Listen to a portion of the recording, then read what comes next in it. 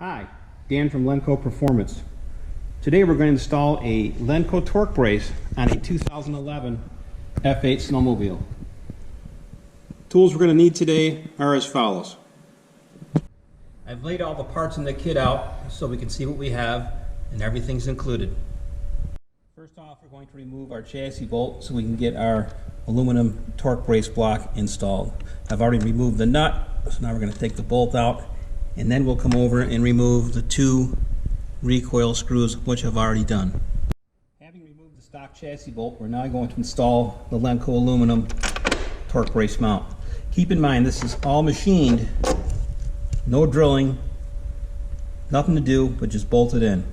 We'll also take note we have the 8 stamped here. This is for the F8, this is for the F10. Now that we have the aluminum brace installed on the chassis, we're going to install our dampener. And again, we're going to go into the number 8 hole on the aluminum block.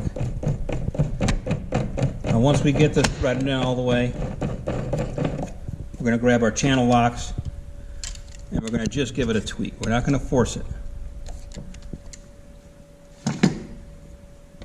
Next, we're going to get our brace that goes on the recoil, and we're going to try to line up the best we can by threading the heim in or out to get the hole to line up. Okay, we've installed the brace that goes on the recoil and have already lined up the hole in the heim joint and that brace. Next, we're going to put the bolt through with the proper shims.